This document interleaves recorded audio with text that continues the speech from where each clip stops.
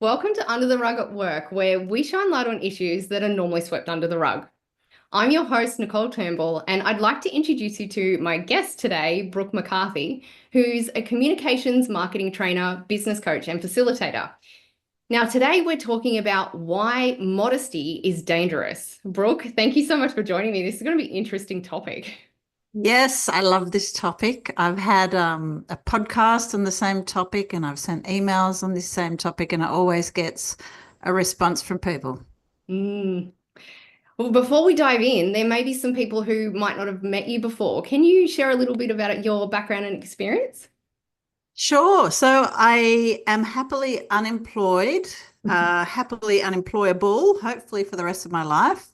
I'm 17 years as a business owner. And prior to that, my last job was working in publishing. Prior to that, I worked in public relations. Mm. So a lot of communications experience. And then, yeah, I was thinking I was too young to start my own business. I was only 29 and I kind of thought I needed a few more years under my belt, but I kind of got thrown in it. And that's hopefully what we're going to be, touching on today. Yeah. So how did that happen? What made you leave your last job and start your business? Well, it was a probably common story of not getting along with my boss. Mm. And it was a small business. I've never worked in corporate. I've never worked in a large company. The biggest company I ever worked in had 150 people. That was a travel company, a tour company, and I was overseas, and my manager lived in a different country to me. So I'm used to small businesses, tiny businesses. And in this scenario, you really can't afford to not get on with your boss.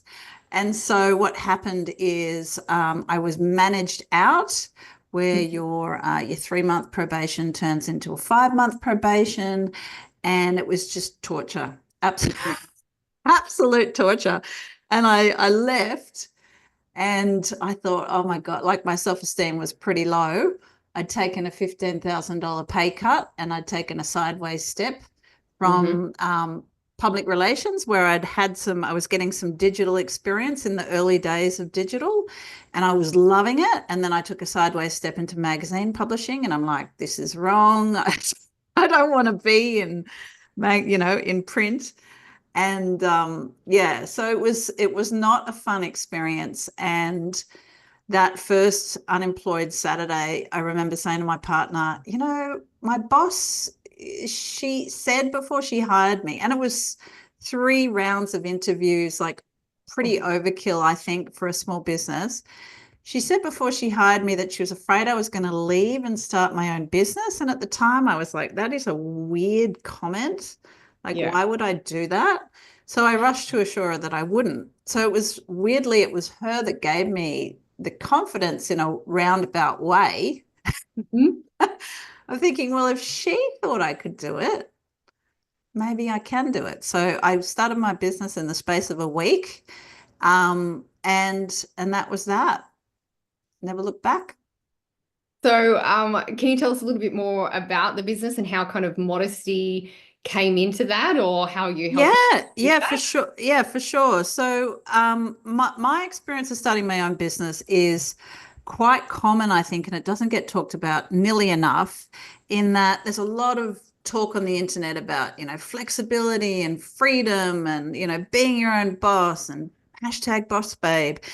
And that's all well and lovely. But the reality that I see, having coached God knows how many business owners over innumerable years, and most of them women, 95% of them would be women, Yeah. is that a lot of women start businesses for negative reasons. It's not uncommon. My experience is not uncommon.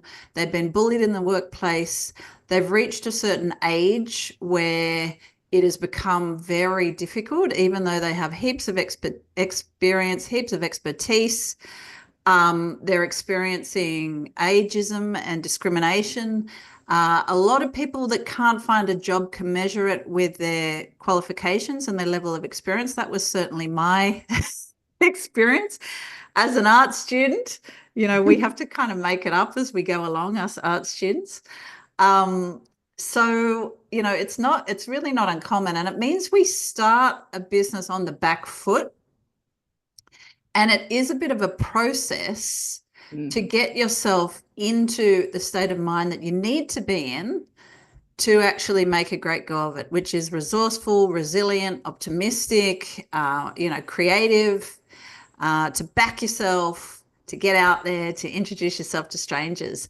And where modesty is dangerous comes in is that for many women, we've been conditioned our whole lives to hold ourselves back a bit. We've got this horrible thing in Australia, which is the tall poppy syndrome, which is just a lose-lose situation. Like it's idiotic. It's ridiculous. And I feel it most acutely when something wonderful happens. Yeah. And I'm really struggling to figure out, well, how do I share my joy? Because I want to share my joy because joy is contagious and I want to spread it around like confetti. But I know I'm going to have blowback. And I know, and even if the blowback is internal, the blowback is me going, oh, why can't I just tell people on the internet? Because, I'm working from home. My office is the internet. I spend all day, socializing online. I find that so, so, so sad. It absolutely breaks my heart. So when we start our own businesses, it's a process of unlearning our socialization, our conditioning.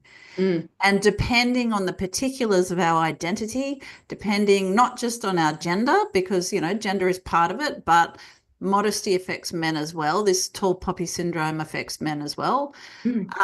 Depending on our family, depending on our culture and subculture, depending on the messages we've imbibed through media, it can be a huge process for people to unlearn these things and to recognize that actually it's not doing them any favors to continue to think and believe what we've taken as truth. Yeah. So, yeah, this is my mission, if you will. I'd love to, really poke people to question that further because we know, there's plenty of research, there's plenty of data to illustrate this in the workplace that, women don't apply for jobs unless they fulfill way more of the criteria than men do. Yeah. That even when we act in a bold and confident way, we need to micromanage. We need to add weird language, and we're almost socialized to think and act like spies, like an international spy. I can't just walk into a room and act confident, which everybody tells me, you've got to act confident if you want to get ahead. Lean in, women. Yeah. And then I can't do that because I'm going to get blowback because then I'm going to be perceived as being aggressive or, being far too direct or not being conciliatory enough. So it's like this double bind. I mean, you're kind of stuffed either way. And that's why I think so many women, and particularly in middle age, mostly in middle age, where we get to a point in our lives and we go, you know what, I'm mad as hell and I'm just not going to take it anymore. And that's oftentimes when we end up starting our own businesses. Yes. And as you were talking, so many examples came to mind. I've been in some pretty old school workplaces, and the tall poppy syndrome is there, especially for personal challenges. I look younger than I am, so that always worked against me. I would go into meetings, for example, and the senior executive men would ask me to get the coffee. And I would just sit down. And then when introductions came and I was part of the executive, they'd look at me and go, oh, shit. But I learnt to not get offended by any of that. Like we have these assumptions, and me getting offended will just hurt me. That when they realize, they often apologize. But there was a bigger culture of, you can't promote who you are or the great works that you've done. I used to really flip that on its head when it was my team, really wanted to showcase their skills and expertise because everyone's like, oh, I don't want to share that. But I would often drop hints. And then when the same words would come out of other people's mouths, I go, oh, that's a great idea. As long as we got to the end outcome, I got to the point where I'm like, I'm just I just don't have the energy. But Totally. I was one of those people who, Yeah. multiple occasions, bullied and sexually harassed at work, experienced all the psychosocial hazards, and went, I just can't handle it anymore. My body, my brain Mm. can't handle it. I completely burn out. And I went, there has to be a better way.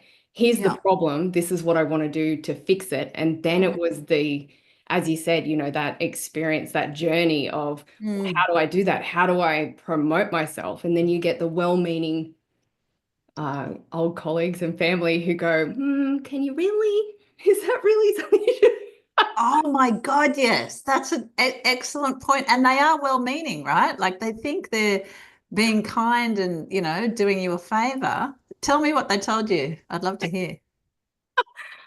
Well, I don't think they listen anyway to the podcast, but some of my direct family um didn't even know what I did until like 4 years into it. They couldn't Yeah. even get the name right. Yeah, yeah, And yeah, they're yeah. like, how can you give up a full-time job?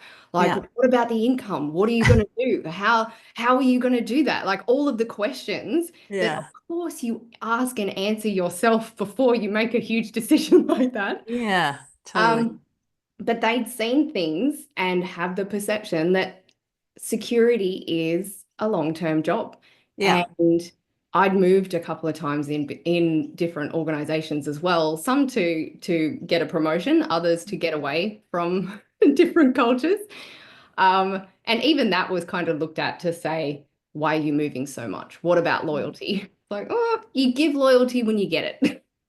Aren't we great at giving unsolicited advice? I know, Like, right? yeah, especially family. God love them. I know. I know. The encouragement. We do need to encourage people more or just ask questions. And I Yeah. think this is big part of the reason why we are so modest.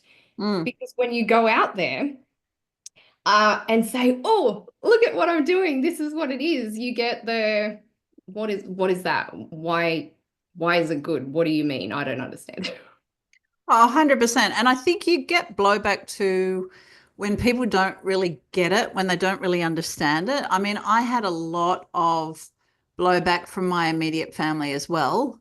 Mm, And I have unsubscribed my parents from my newsletter. I have blocked my couple of aunties on on Facebook who kept correcting my grammar. One particular auntie, I've got a few grammar Nazis in my family. My father was a journalist.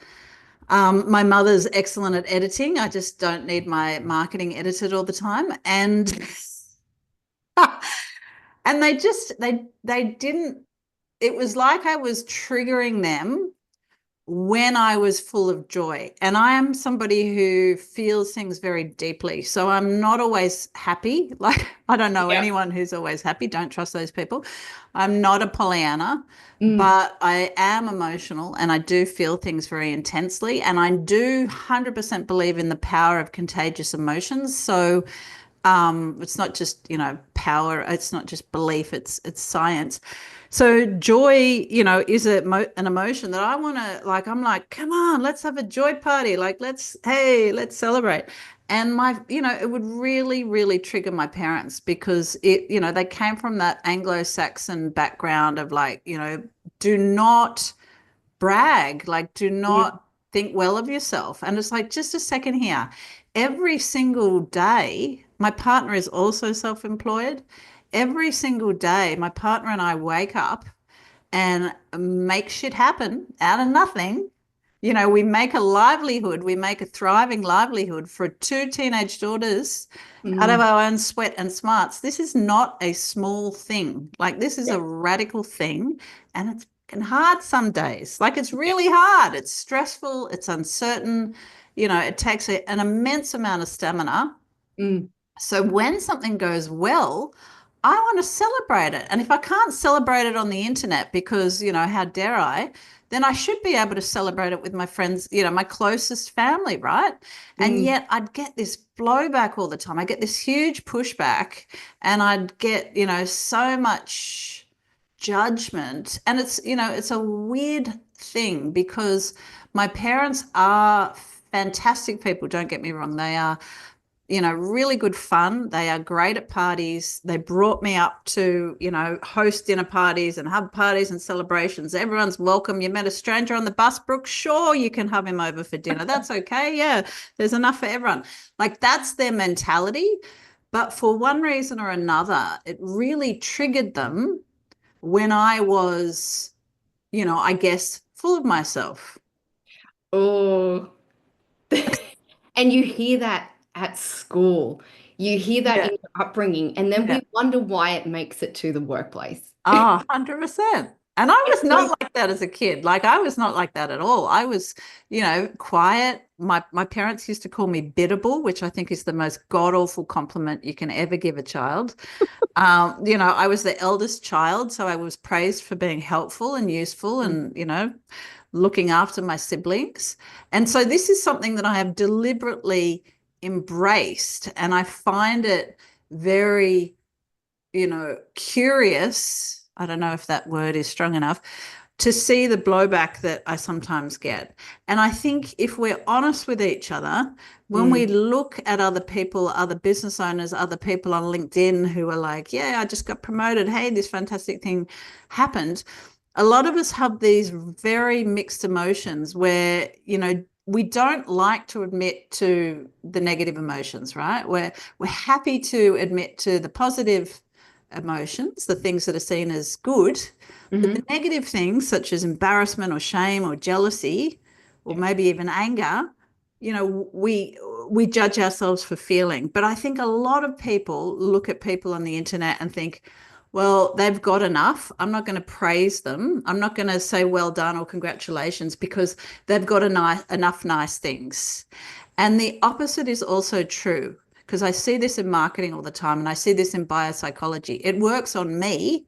If somebody's on the internet saying, oh, having a really tough month, business is down, it's really, that pulls my heartstrings. And I do respond to that. And I will likely look at their products or services and say, could I buy from this person? They are struggling. Mm, I don't think that's necessary. I think that's kind of nice, but I don't think it's something that is, what I want to encourage. Like, I don't want to be yeah. that person. And I would never do that Mm, on purpose. I would never go on the internet and say, oh, woe is me. Life is tough. Here's a link to buy. It's just not, yeah. I couldn't sleep at night. Like, Yeah. I'm not that person, so I Yeah. find this all very fascinating. And it's that balance, right, too, because you're right. You can't be perceived as too successful because some people go, I'm not having a bar of it because I Yeah. don't need to, because Yeah. you look fine. But Yeah. then if you're not successful, then Yeah. like, well, are you good enough? Why aren't people Yeah. buying from Yeah. you? Damned if you do. Even in the workplace, Yeah. it's the same Yeah. thing. You can't really go out there, mental health stigma, all of the stigmas that are around, can't Yeah. go out there and say, I'm struggling, I've got this Yeah. or I've got that. You must have psychological safety, especially with your manager. So you can say, hey, I need some help, or this is what we need to do. If you've got a great team culture, then you're working to your strengths and you're able to lean on each other that way. Mm. But you still walking that tightrope no matter Mm. where you go, family, workplace, community, online. Yeah, it's interesting. Yeah, it is interesting. So how do we get better at this? How do we support each other Mm, and get what we need from each other? And especially with the good stuff in life, right? Because there's yeah, so much tragedy and there's so many, the news right now, it feels like the news every week, but the news right now is so goddamn horrific. yeah. Great fodder for comedians. It beggars belief. But, so how do we find those little pockets of joy and make it socially acceptable Mm, to, throw that shit around like confetti? Because we all need joy. And I think joy is one of those things that is accessible hmm. in a way that maybe happiness is not. I can find joy in a well-made cup of tea and a little, strand of sunlight hitting the wall at a particular angle. Mm. that can give me joy. I don't Yeah. need to, go and spend money at Disneyland. Yeah.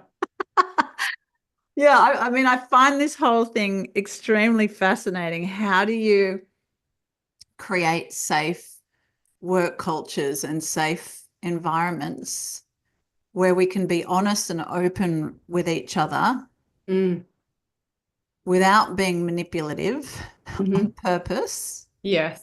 Because, that's no good.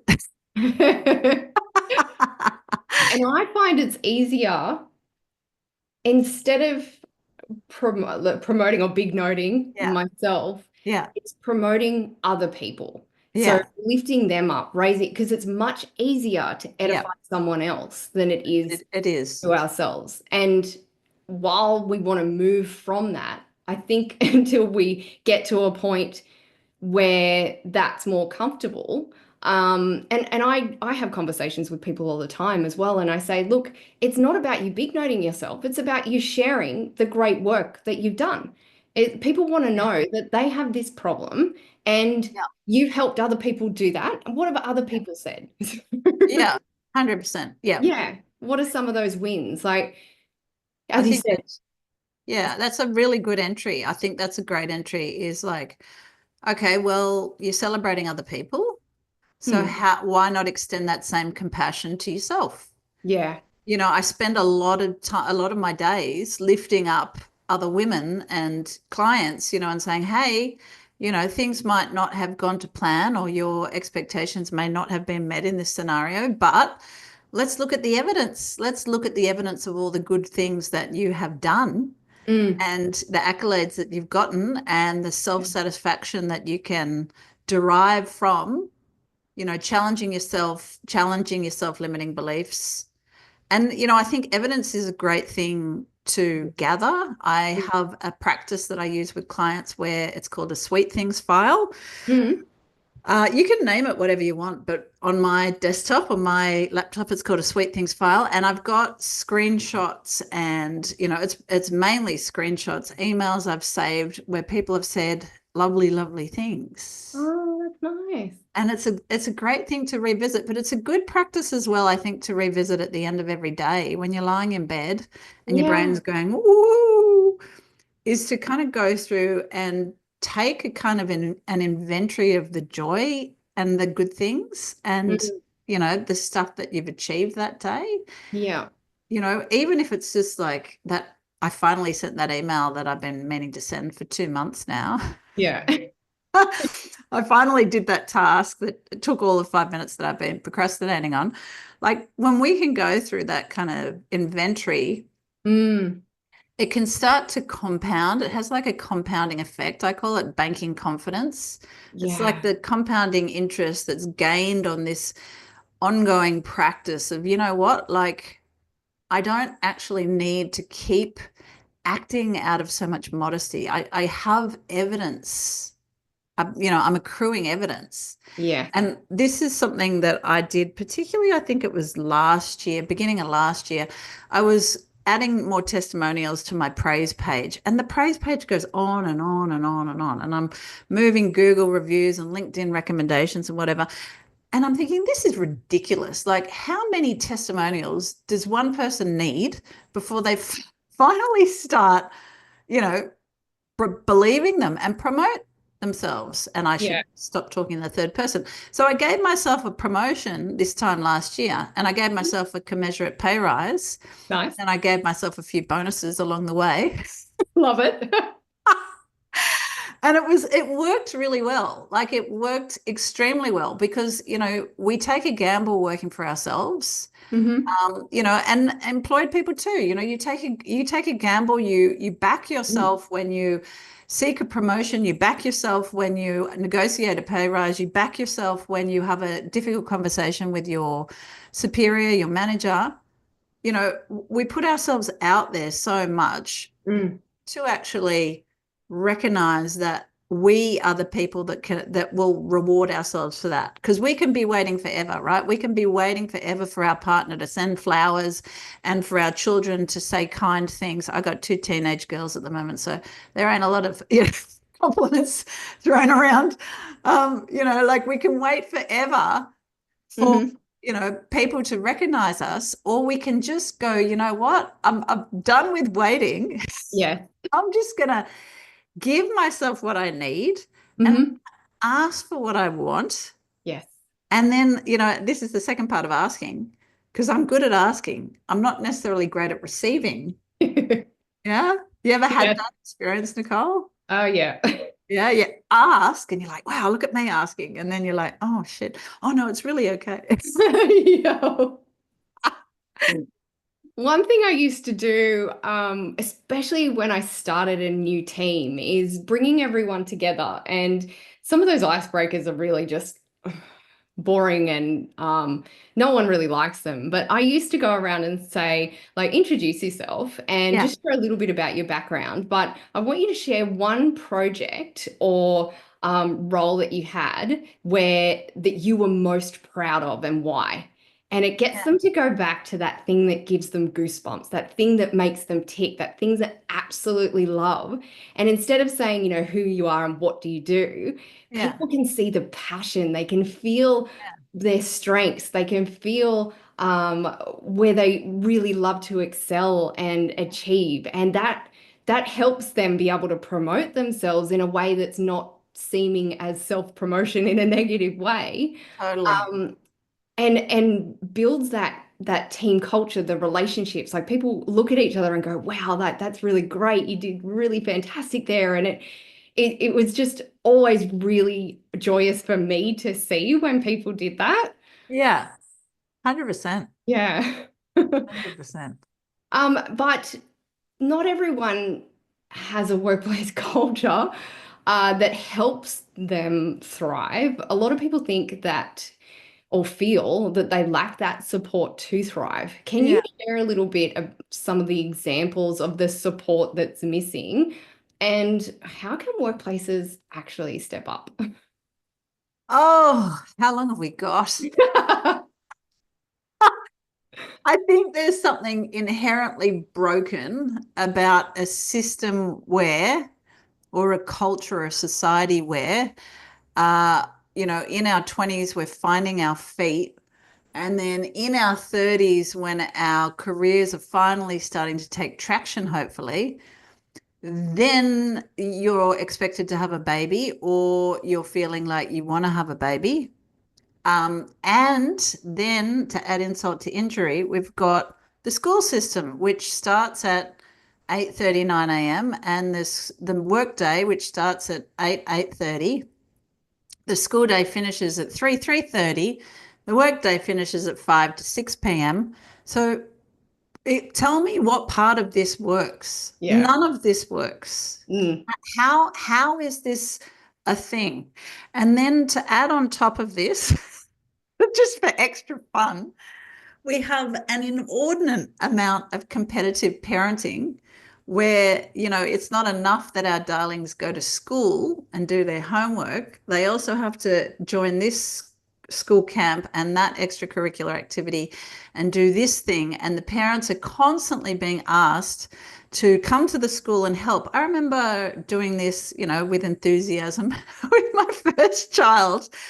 And you was the time that was given, it was like turn up at school to volunteer for reading groups at 11:45 to 12:30. And it's like, make this make sense. None of this makes sense. You want me to drop my child at school, Mm. go home, do something, I don't know what I'm supposed to do, come back. Like there is so many WhatsApp groups, for a birthday party or a soccer team or a sub WhatsApp group for one part of the soccer team. It is ridiculous. And I feel like nobody is calling this what it is, which is insanity. And Yeah. it's not compatible Mm.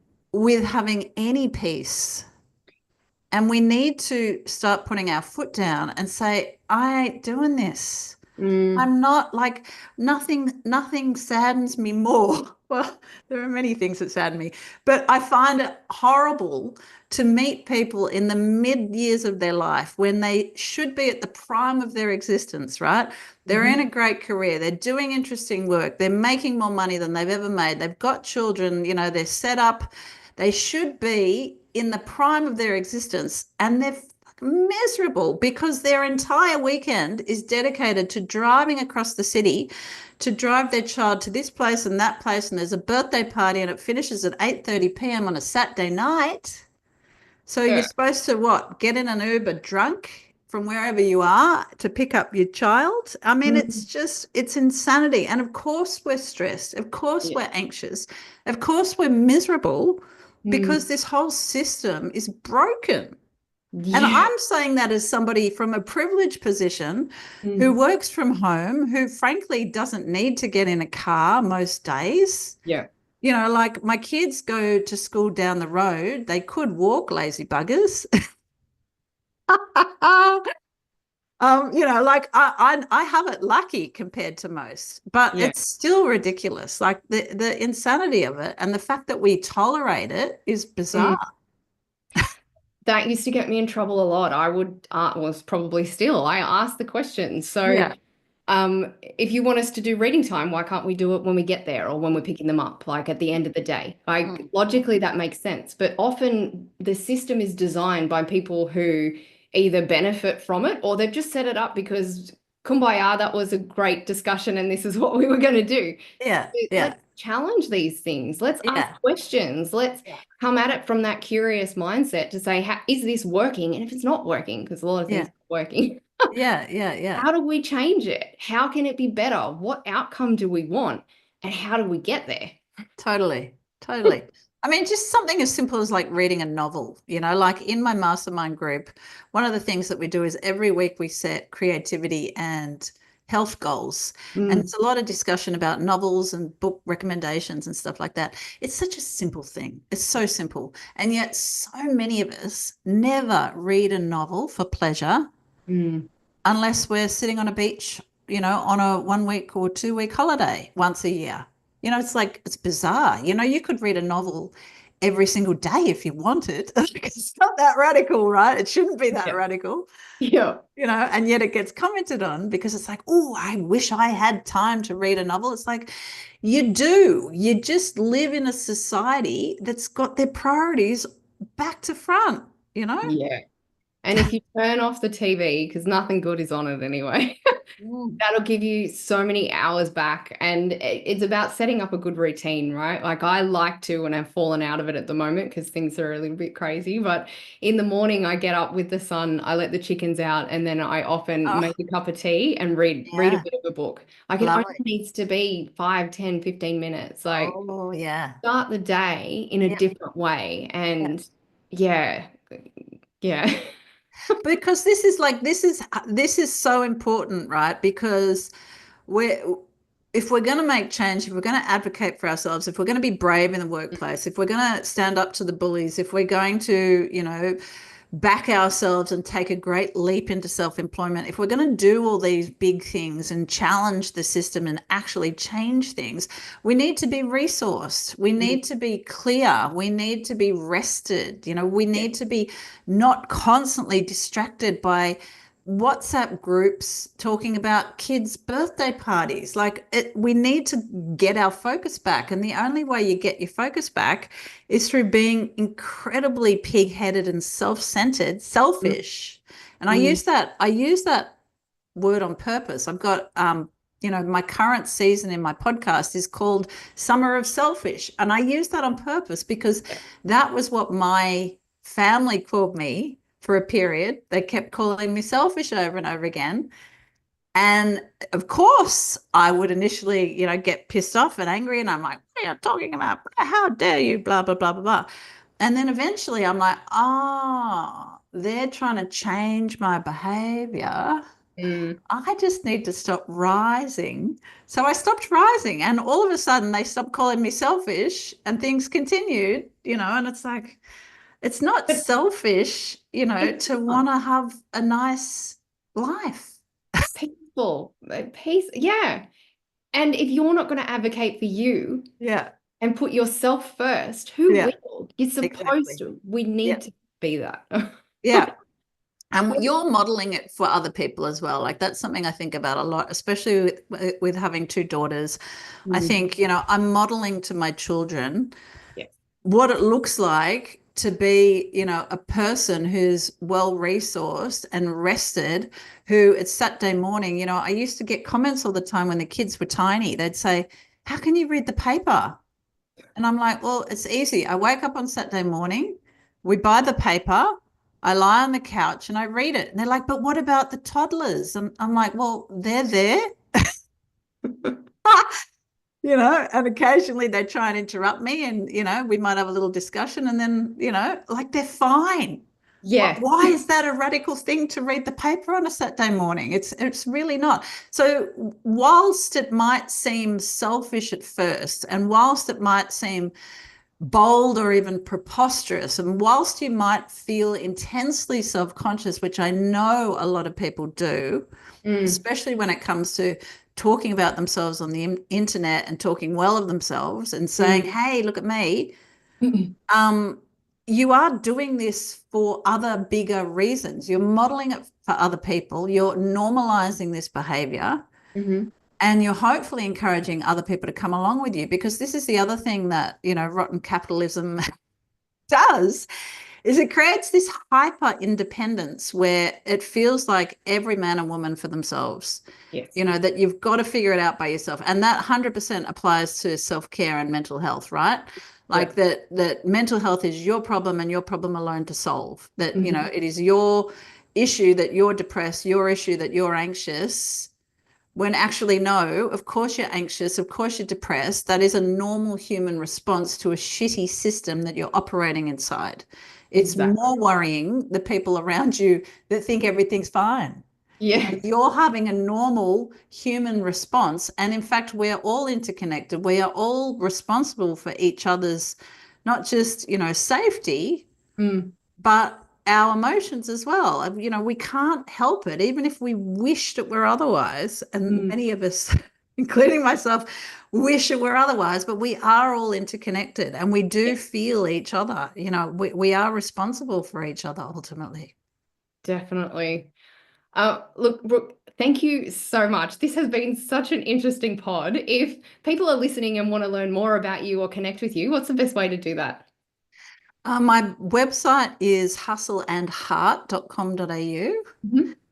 There's lots and lots of goodies on that website. I've been talking about self-care and resilience for a number of years because I can plot my profit and loss statement in my mental health over the last Ah, 17 years. wow.